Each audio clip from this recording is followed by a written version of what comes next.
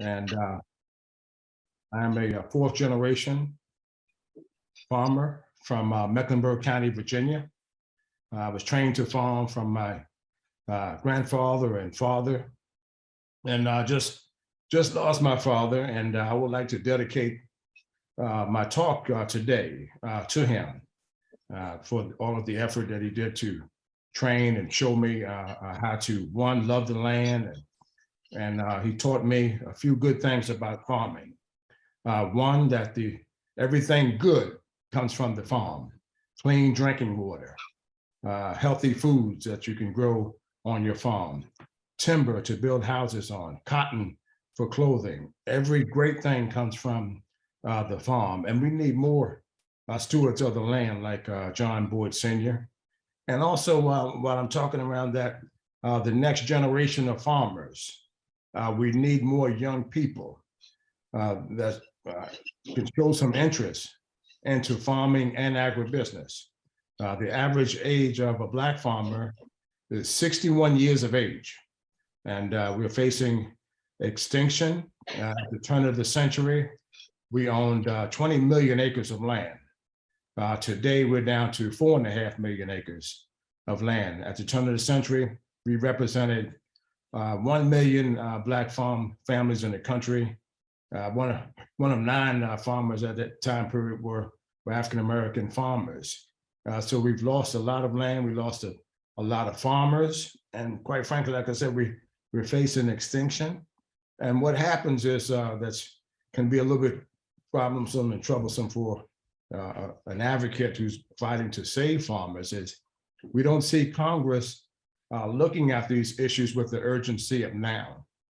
If we would like to fix our country and many of the problems that we face today, they can invest in small scale family farms in this country. If you want to see our country go back to some things that was productive, local townships, you can ride throughout rural America, and I promise you, within 15 minutes of somebody's farm is a local township with boards boarded up because we haven't invested in infrastructure and the abilities to put new and beginning small scale farmers back on the farm.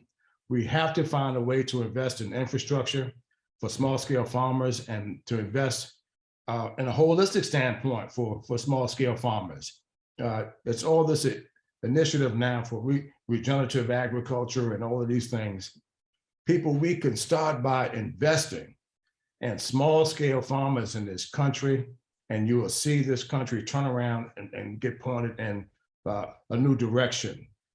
Right now, we're facing all kinds of issues for small scale farmers, the highest input costs in US history for farmers, $5 and $6 diesel fuel. Last year, I was paying $400 a ton for triple 20 fertilizer. And today I'm paying $1,200 a metric ton for fertilizer. All of my input costs have risen, but the price of my commodities is pretty much stayed the same. And it doesn't take a rocket scientist to know that if you have one side of the initiative where the costs are raising and the other side remaining the same, that's going to cause some problems in our food supply chain in this country. And right now, I seriously believe that we're facing some food shortages. We have small scale farmers going out of business left and right. The United States Department of Agriculture has been foreclosing on farmers. And I've been reaching out to this administration that I supported openly, President Biden and the Biden administration, that I openly supported this administration, but they're not putting things in place to help small scale farmers in this country. The reception that we've received since we supported the administration hasn't been a very friendly reception for small scale farmers in this country. You have to put farmers first. Oftentimes we're looked upon as the last in the totem pole, America's farmers, when we should be looked upon as the first because we're feeding people, we're supplying the food chains, and many Americans take for granted when we walk into local supermarkets that we just think the food is arbitrarily just going to show up there by itself. some farmer produced that food. Some farmer produced the food that's in those local supermarkets. And if we don't invest in America's small scale farmers, you're going to see some voids in those local grocery stores. And many people are reporting like it's just large scale farmers that contribute to America's food supply. And that's not true. There's many, many small scale farmers that this country relies on to fill those store shelves that we take for granted. And farmers are the most, like I said, least recognized when they should be first. And like my dad taught me, you may not need a doctor or a lawyer or anyone like that today, but guess what, people? I promise you that you will need a farmer sometime today. I promise you that. I can make a promise that you're going to need a farmer today. Some of us eat 3 times a day, and many of us eat at least one meal every day of the week. And we have to find a way to incorporate what's going on in agriculture, not just geared up for large-scale corporate America, large-scale farmers, but small-scale farmers. And what's hurting us as well from a holistic standpoint is our country allows these companies, chemical companies and seed companies, to get bigger and bigger. And while they make applications to the Justice Department on these mergers, we never really hear a full plan on how they're going to incorporate small-scale family farms. So they make these applications, they make the plea that by these mega companies coming together, it's going to be good for the country, but you never hear how it's going to help America's small-scale farmers by these companies coming together. And I'm sure many in your audience know today that the larger the corporation, the less the service, and the more they close up local stores and townships. The bigger these companies become, the less service-oriented they become. And I believe that that's hurting our country as well. When I first started farming in the early 80s, next year marks my 40th season producing food in this country. There was no such thing as a GMO seed. It was just coming on board, and conventional seeds were readily available in local stores around the country, seed stores around the country. Now, if I wanted a conventional soybean seed or something in that aspect, I would have to order my conventional seed a year early, which my Black farmers and small scale farmers alike, we're just not doing business that way. We buy seeds and fertilizer and lime just about before planting season. And many large scale producers buy these commodities, a year in advance. So they've taken away these seed conglomerates when they came about and formed the GMO product. They've taken away the farmers' freedom to farm. And okay, what does this guy mean by that? They've taken away the oldest thing in the Bible, which is the seed. And the company said, you know what? This is no longer the farmer's seed. This is our seed. This is no longer the farmer's commodity. This is our commodity. And at the 1980s, I was paying $6 and some change for a conventional bag of soybean seeds, 50-pound bag of seeds, all day long, $6 and some change. Today, as I sit here and speak to you, I paid nearly $60 a bag for soybean seeds that plant the same amount of acreage and really don't generate any more bushels per acre. These companies are going to say that farmers are paying for these traits. And my thing as an advocate is, how many years do I have to pay for the same technology before I paid for it already? So they say that the seed is getting better, the technology is better.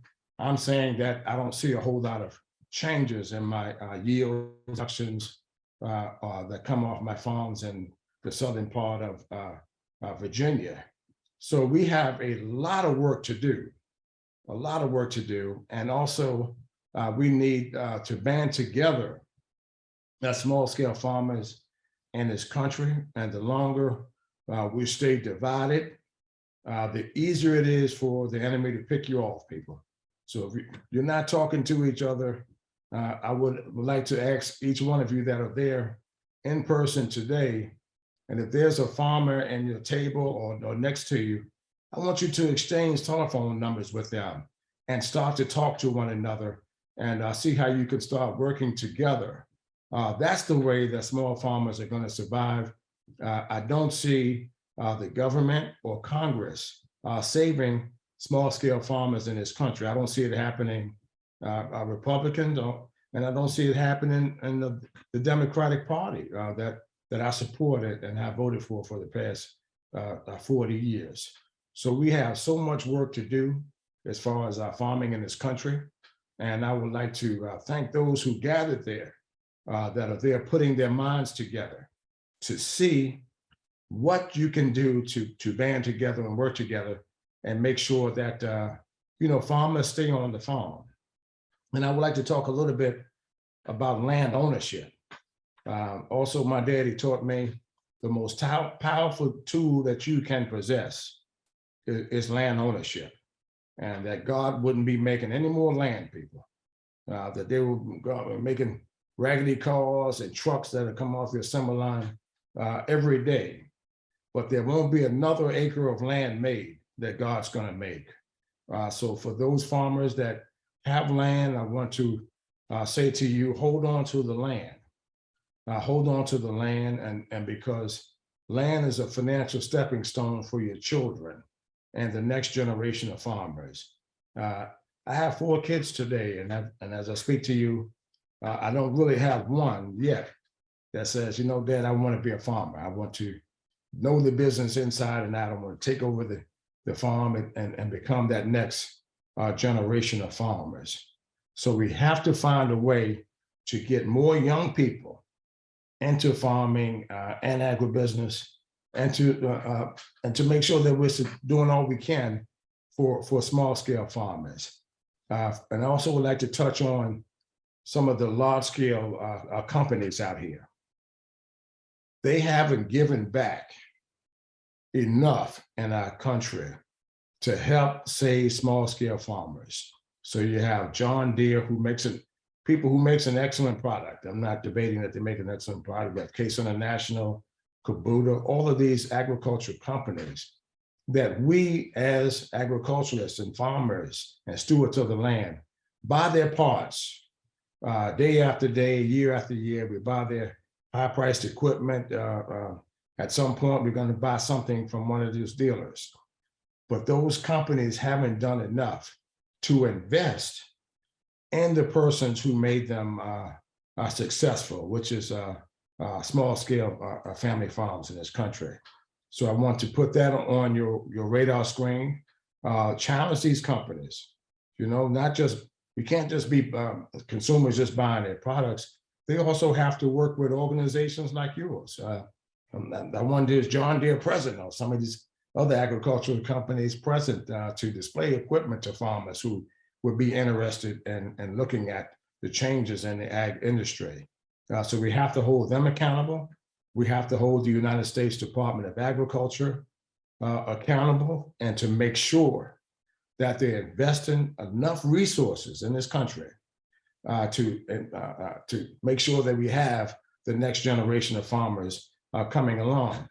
For example, my kids probably won't want to farm if they see daddy every day scuffling to stay on the farm and to get a fair price for his commodity and to pay for his input costs, all of these things. Farming, for anyone that doesn't know, is the hardest and oldest occupation known to man. There's no occupation any harder than farming, and there's no other occupation more rewarding than a farmer that can reap his benefits from his commodities. There's 2 of my favorite times of the season as a farmer, and my kids know not to get in my way at these 2 time periods. One is planting season. The planter is going to go in the ground, come hell or high water, and harvest time. That combine is going to get in that field one way or the other to make sure that we could make sure that we can have my crops to be harvested. And you hear a whole lot about equity from USDA. They want to form another equity commission that they say is going to help, in this case, Black and other farmers of color and small scale farmers. And I'm saying we don't need another commission. We need for people in the country to, one, start loving one another, and that's the easiest thing that you can do. And the second is treat every person with dignity and respect. If we can do those two things, people will be heading in the right direction. So we don't need another report to tell us how bad, in this case, Black farmers are doing, that we're losing land, that we're not participating in federal programs, subsidies, and loan programs. I can tell you from being out here 40 years, we don't need another study to do that. All you have to do is start implementing some of the things that we've been talking about for decades. And you're going to hear one side, Republicans are going to say Democrats did it, Democrats going to say Republicans have done it. People, we've lost land under Republican leadership. We've lost land under Democrat leadership. And it's because the issue in this country of small scale farmers isn't on the national radar screen of any party. And we're going to have to raise our voices up more in this country to let people know, one, what farmers need, and two, what we can do to get the next generation of farmers on the farm in a productive farm operation in this country. And it's going to take all three persons that we spoke about. It's going to take the federal government, it's going to take the farmers, and it's going to take corporate America doing what they need to do, not just taking resources from farmers and sticking us with these high costs, but also contributing back to America's farmers. So for everyone who's listening, I want them to know that we aren't where we need to be in farming and agribusiness in this country, but I want to tell them don't give up. And farming is the hardest occupation in history, but don't give up. Don't never give your land up. Stay on the land and keep fighting and keep raising your voices and keep forming coalitions and partnerships. And like I said earlier, reach out to that farmer next to you, exchange information, exchange numbers. And if you could do something to help each other, do it. That's going to be the way that we're going to help one another and to stay on and stay on the farm. And we have to do a better job at holding everyone accountable by doing so. And again, treat people with dignity and respect. And nobody is on the farming this day and time that does not love what they do. So for all of the young people that are thinking about getting into agriculture, don't get into agriculture and farming thinking you're going to be a millionaire tomorrow. That's not what this is all about. Farming is about the love of the land, love of the art and skill set of farming, and just taking care of everything that comes along with farming, your livestock, your crops, your farm itself. The farm is the only place that, as my daddy said, you can't get fired from unless you're a bad farmer. And if you take care of the land will always take care of you. That's what my daddy taught me. Never ever mistreat the land, and the land will always take care of you. It'll take care of the next generation of farmers if you take care of the land. And that, again, every good and great thing comes from the farm. And I want to stop talking there and maybe take some of your questions. That's very, very important to me to hear some of the questions that you may have. And I would love to take a few minutes to answer them. And again, I'm dedicating this talk to my father, who we lost this week, and was just a great farmer, a great person. And my father greeted everybody with dignity and respect, and a humble man, a very dignified man, a proud man, and a very, very good farmer. And I would like to dedicate my talk to him today. So thank you very much.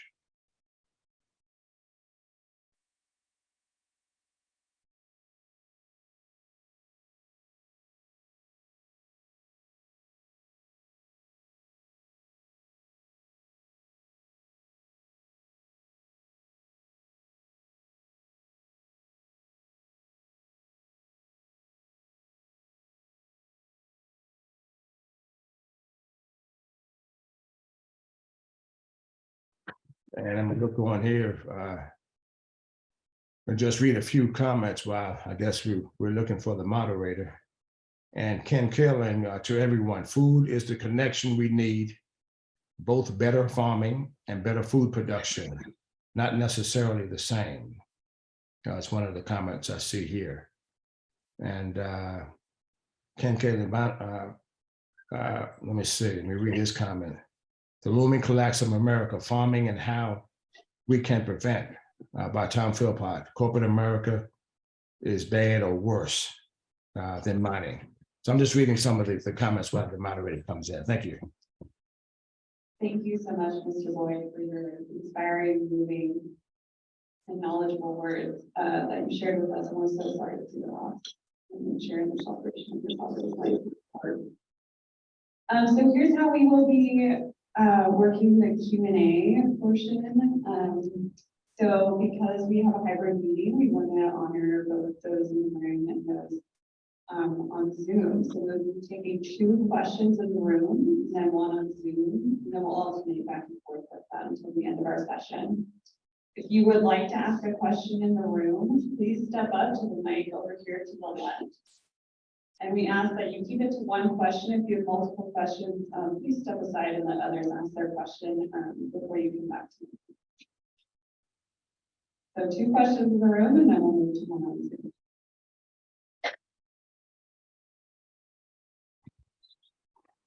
Thank you, Mr. Boyd. What, can you hear me?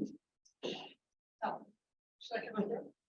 Oh, okay. 1 simple question. I'm a protege of wheat farmers, Springarn wheat farmers. Do you have any idea how we can get control of our seeds back? I missed the question. See how we can get control of Our seeds back.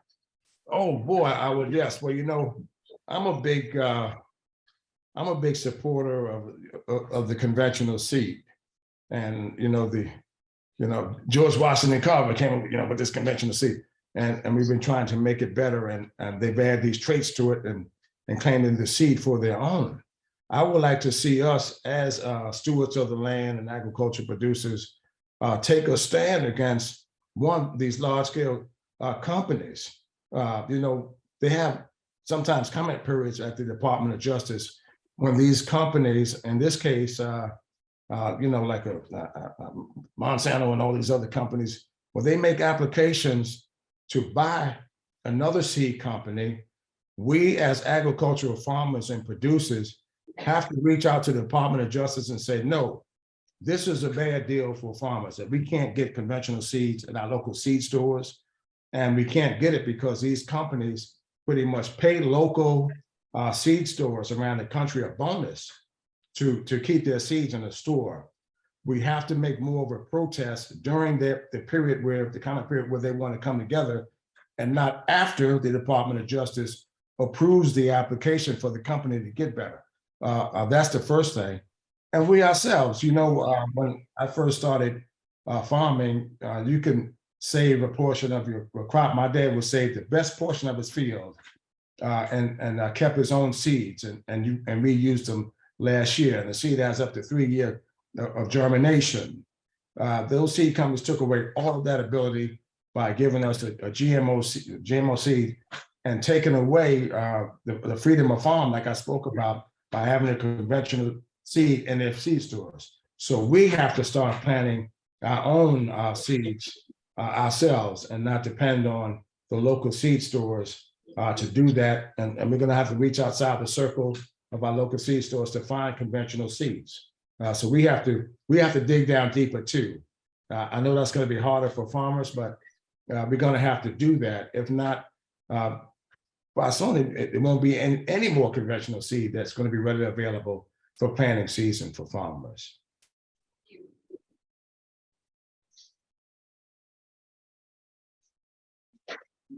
Hello, Mr. Boyd, can you hear me okay? Good. And I speak up because I got a little bit of a delay on your answer. If you can speak up, I could hear the question.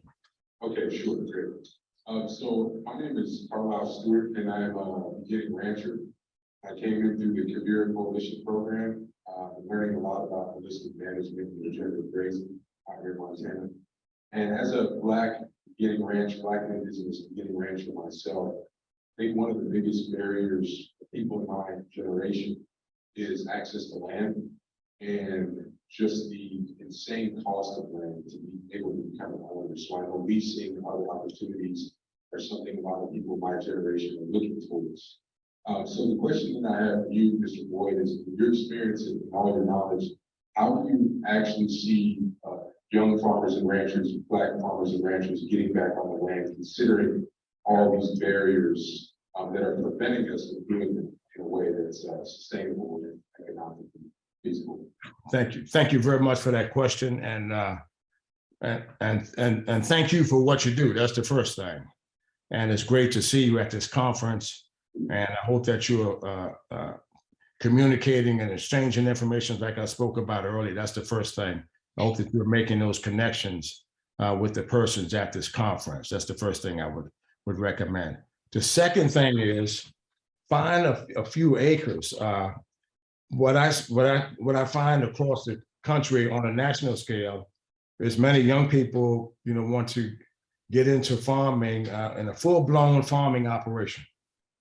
You don't. You can start small, get a few acres, and seek some unconventional financing. Sometimes USDA, well, in fact, USDA hasn't been our best friend on extending credit. But if you have some family members that could chip in and help buy some land, and like I said, it doesn't have to be 100 acres, but start small, and then grow your operation as you become more of an experienced farmer. And I didn't talk about it in my presentation, but many Blacks have heirs property issues, that they're trying to hold on to the land, and there's other siblings involved. If there's families out there like that, sometimes you could work out some sort of deal and buy everybody out, and at least the farm stays into farm production. But my advice would be to start small and form relationships in those communities that you're in. I'm a 3 commodity farmer, which is corn, wheat, and soybeans and beef cattle. But you don't have to start off big. When I first bought my farm, I bought it from another Black farmer who USDA foreclosed on. So I went to him, and he agreed to sell me his 100-acre farm. And I went through every door that I could before I found financing to buy the farm. So if you have another farmer that is interested and that's willing to sell you the land, then you could, reach out to me at the National Black Farmers Association. We'll try to help you with the resources that we have here and the connections that we have. My number is 804-691-8528. And we'll do everything that we can on our end to make sure that for those persons and companies that are out there that lend money on small scale farming, that we introduce you to them and try to walk you through the process. As my dad would say, baby steps in farming, not leaps. Leaps to get you in trouble in farming. Take your time, get into it, learn the business, and learn the skill set, and then grow as a farmer. Would be my advice. Thank you very much. Okay, our next question is going to come from Zoom. This question comes from someone named iPhone. They would like to know if John could offer his perspective on how soil health can reduce the use of input. I saw that, and I wanted to get to soil health too. Yes. Go for it. Yeah, I think they'd love to hear your perspective on that now, if you're willing to share. Yes, I would. On healthy soil. One of the things that I've learned from my father and grandfather, when you heard me touch on it, you take care of the land will always take care of you. We were doing proper waterways and crop rotations before it became popular, with the government, because we had a small scale farm. We built our soil up with manure from the small chicken houses we had. the hog manure, all of these things, horse manure, all of these things were thrown back on the land and distant to the land to help build up healthy soils. When I first started farming, there was no such thing as what they call the spray and grow stuff. My father still didn't believe in it. We were taught to raise food that you would go in your backyard and eat yourself, and that everything that we raised on the farm, we ate. We used it right there in our own family farm. If we can get back to that type of farming in this country, you would see, less cancer and all of these things, and more healthy foods. We've gotten away from healthy foods, and we're focused on too much of the mass production agriculture. The three style commodities: corn, wheat, and soybeans. And I would like to see more small scale farmers producing different types of commodities through the production of healthy soil, which is natural organic fertilizers and things of this nature, put back into the land and take care of the land. Don't abuse it. And I just see too much of that going on with large scale producers in this country. Thank you, John. And iPhone would like everyone to know their name is actually Lori Lore. Okay. Here in Montana, in the last 60 years, we've seen quite a shift in the variety of plants that we grow for our crops. And I'm wondering if you've seen that same kind of change in the variety of crops that you grow, and what do you foresee for the future? Yes, I have seen it. I have seen the different styles of not only the plants, but the different style seed that are being forced on farmers to use. And members on Capitol Hill, this is the questions that they ask me. Why don't farmers just go on the internet and do all of this stuff? Many Black farmers just aren't doing that. They're going to buy seed within 1 hour's driving distance of their farm. And in fact, on a national scale, 87% of Black farmers do all of their business within 1 hour's driving distance from their farming operations. So you're going to buy and use the seed at those local dealerships rather than browse on the internet. Farmers still like to cut the first bag open, stick their hand in it, and look at that seed and see what they're getting. And again, it comes back to taking away the freedom to farm by taking away the healthy seed that a farmer has to choose from. And we have to find a way to get back to the ways of a conventional seed. And we have to get a conventional seed back into the local seed stores. For example, I live in South Hill, Virginia. My local seed store is 9 miles from my farming operation. And I'm just not going to Richmond, Virginia, an hour and a half to look for seed or buy seed and that kind of thing. So I've seen the big changes in the seed varieties that are shoved down farmers' throats locally. And it's changing for the worse, people. So we have a lot of work to do. Thank you.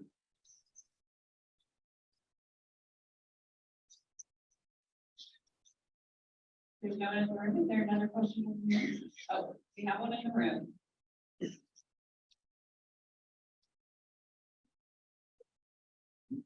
Mr. Boyd, my name is Simon Cecily.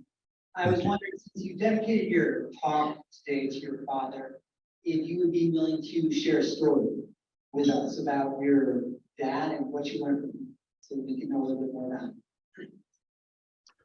Yes, I didn't talk about my history of land ownership.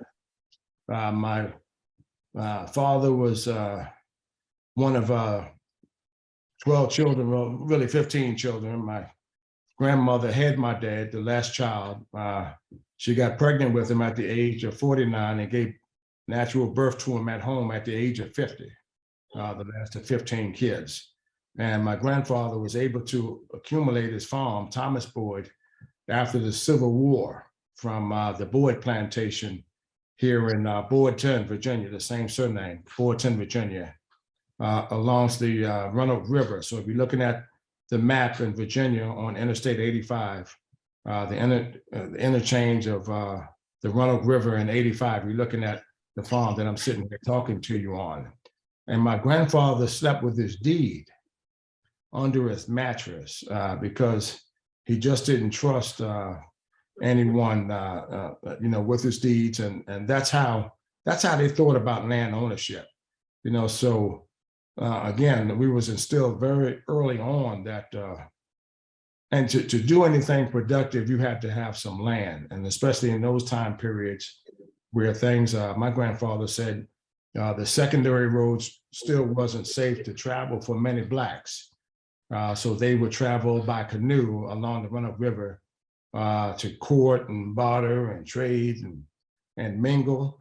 So they would tie the canoe to the tree, and if he was interested in dating some girl on the other farm, that's what they did. So many people don't really thought, that because after the Civil War, Blacks were free, things were still very rough in this, especially in Virginia, Delmarva area, and it hadn't changed that much for Blacks. So my hat goes off to people like my grandfather, Thomas Boyd, who was able to buy land after the Civil War. They chose to stay. And as Granddaddy Thomas would say, we were free to go where. They didn't have any money.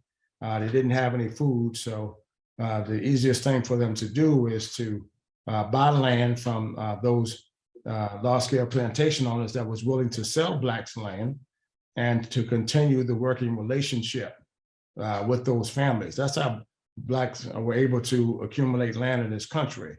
After the Civil War, the currency wouldn't span between the North and the South. Lincoln said there would only be one currency.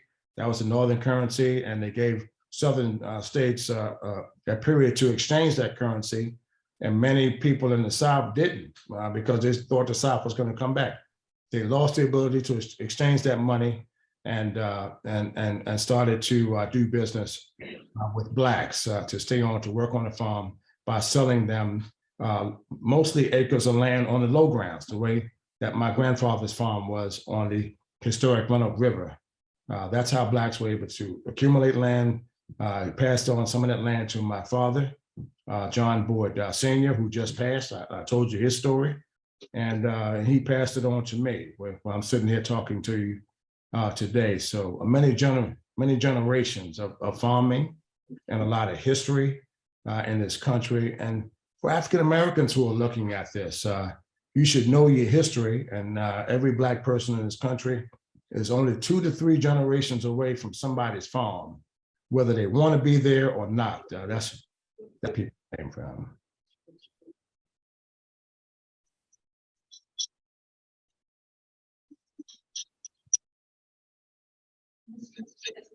Thank you for being here with us. My name's Sharon, and I have real deep concern for people like young Mr. Stewart that came up because I'm from homesteading ancestors, and the 1,000 acres that we had, they gave it up because they wanted to push all of us off to school and college, and they did do that. Most all of us went, but we also could have come back and kept that land and worked with it. That land is worth about 75 million. I actually went to the people that own it and asked them just to see how much it was worth. I don't have 75 million to buy it, but so my heart goes out to these young people who in Montana, if they go to someone, they're more than likely going to laugh, perhaps, or just shake their head because they're getting huge massive sums of money for our land here in Montana. Are there any organizations yet established where we're coming together as groups and saying we want to transfer this land to a viable young rancher, farmer, family?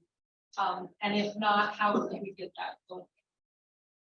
I would say we have to, I would say we have to do a lot of, we have to do a better job at that. That's the first thing. And there are young people that, some of these farmers are older, some don't have any children. I would like to see farmers work with, 1890s, 1860 land grant colleges to find young students and incorporate them, let them spend time on that family farm, and give them the opportunity to become stewards of the land and farmers. We're going to have to think in a more creative way out of the box to get the next generation of farmers on the farm. And again, the average age of a Black farmer is 61 years of age, 61 years of age. And even like I said, even farmers like myself don't have in place the next farmer that's will be in line to take over the family farm. That's what's hurting. So farmers are dying, and they're not getting the actual land transferred to the next generation of farmers. That's what's hurting us here in this country, and we got to find ways to, like I said, think outside the box to do that and to get more young people into. My son says, "Daddy, we got to find a way to make farming sexy." That's what my son says. I said, "Oh no, I'm almost 60 years of age. You got to find a way to make farming sexy and to make it fit for your generation." So there's the old school farmer and there's a young farmer, and we got to find ways to bridge the gap, to come together and work and make it interesting, make it productive, and make it financially stable for the next generation of farmers. Thank you, and please write a book. Okay, this next question will be our last. Okay.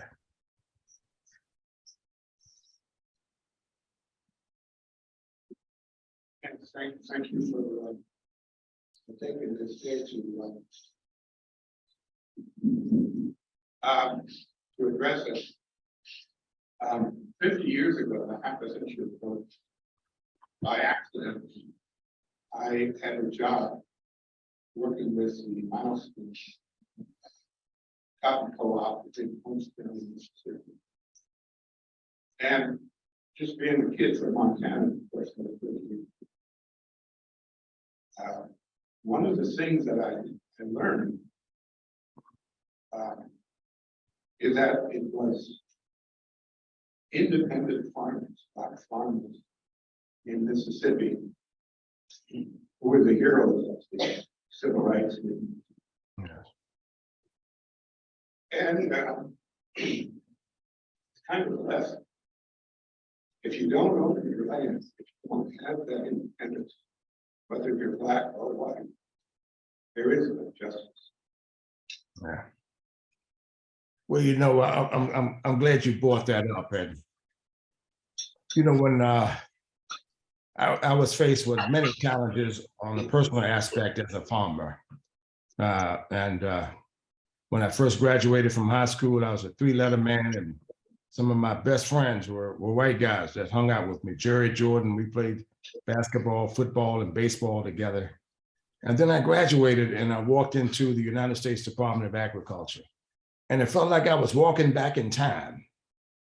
I was walking back in time, and I faced all kinds of challenges at USDA. But I want to say this. Today, America is divided by the seam in this country. Race, we're divided in the agriculture aspect, small and large, we're divided in the food sector of this country. There has to be a common place, a common road that we can bring this country back together. In that bringing the country back together, it has to be making amends with race relations in this country and making amends with the small scale farmer in this country. Black or white, blue or green, Hispanic or Asian or Mexican, whatever you are, Native Americans. That equation has to include all of those persons. to put this country back on the right track. And the reason why this country is failing is because we haven't invested in America's small scale farmers. We're losing land, and guess what? Blacks are losing land three times greater than anybody else. But small farmers in general in this country don't seem to have a voice and a seat at the table on what's going to happen. So I see it in the two aspect holistic problem solving. We have to address the issue of race in this country because we're divided by the same, and we have to fill the gap between large and small scale farmers in this country. And if we can't do that, we fail. We just can't rely on a handful of large scale farmers and say, this is what farming is going to look like in this country. We need people that can produce meats on the small scale farmers, vegetables that can help feed local communities. That's what's going to make America thrive and come back, people. And somebody wrote in there climate change. And as I finish up, I didn't address climate change at all, but I would like to say a couple of sentences about it. You know, when I first started farming in the 80s, I was planting corn, people, in March. I was planting corn in March in 1980. Today, I'm planting corn in May. And it's due to the late planting seasons and the seasons changing and the climate's changing.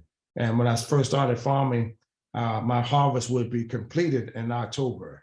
And as I speak to you here today, I still have some acres of soybeans left in the field. It's because the climate and the seasons change and the 105-degree temperatures that farmers face and that we have to work through. The most challenging occupation in the world is a farmer, and he has to have two wives.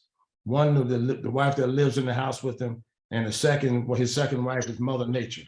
And you got to make them both happy.